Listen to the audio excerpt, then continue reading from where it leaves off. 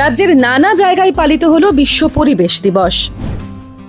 পশ্চিম মেদিনীপুরের ঘাটালে 15 kilometre cycle চালিয়ে ঘাটালবাসীকে গাছ লাগানো ও সুস্থ থাকার বার্তা দিলেন মহকুমা শাসক সুমন বিশ্বাস। ঘাটাল থেকে বিদ্যাসাগরের জন্মস্থান বীরসিংহ পৌঁছলেন তিনি।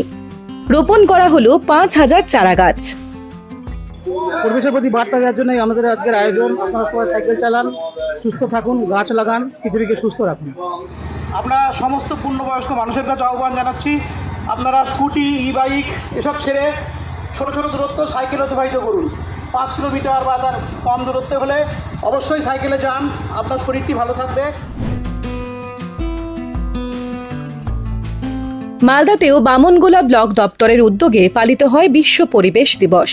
পাকুয়াহাট বিডিও অফিস থেকে পরিবেশ সচেতনতামূলক মিছিল বেরোয় বৃহস্পতিবার।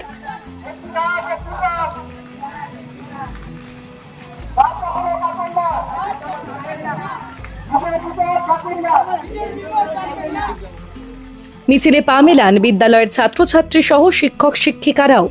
উপস্থিত ছিলেন বামনগোলা ব্লকের বিডিও মনোজিৎ রায়, বামনগোলা পঞ্চায়েত সমিতির সভাপতি পারুল কুজুর ওরাও, পঞ্চায়েত সমিতির পূর্ত কর্মাধ্যক্ষ ফয়জউদ্দিন সরকার। দেওয়া হয় পরিবেশ সচেতনতার বার্তাও, রোপণ করা হয় বিভিন্ন রকমের গাছ। বিশ্ব পরিবেশ দিবসে এক বিশেষ অনুষ্ঠানের আয়োজন করে হাওড়া গ্রামীণ পুলিশ। এই অনুষ্ঠানের মাধ্যমে গোটা জেলা জুড়ে গাছ লাগানোর উদ্যোগ নেওয়া হলো। হাওড়া গ্রামীণ জেলা জুড়ে সবুজায়ন করার লক্ষ্যে প্রাথমিকভাবে 5000 গাছ লাগানোর পরিকল্পনা নেওয়া হয়েছে। বিভিন্ন বিদ্যালয় সংগঠনের পাশাপাশি বিভিন্ন গ্রাম পঞ্চায়েতের মাধ্যমে এই গাছ লাগানো হবে। আগামী জুলাই মাসের মধ্যে হাওড়া গ্রামীণ জেলা জুড়ে আরও 15,000 গাছ লাগানোর পরিকল্পনা রয়েছে বলে জানান পুলিশ সুপার সুবিমল পাল।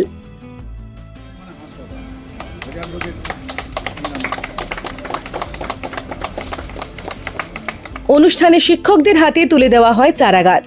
এদিনের অনুষ্ঠানে উপস্থিত ছিলেন রাজ্যের জনস্বাস্থ্য ও কারিগরি দপ্তরের মন্ত্রী পুলক রায়।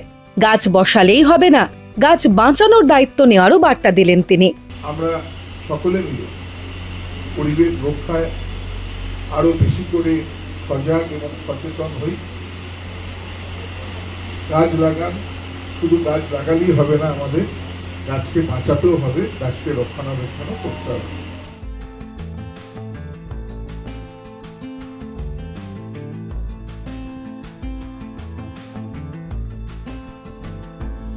ডাউনলোড করুন এই সময় অ্যাপ iOS ও অ্যান্ড্রয়েডের জন্য।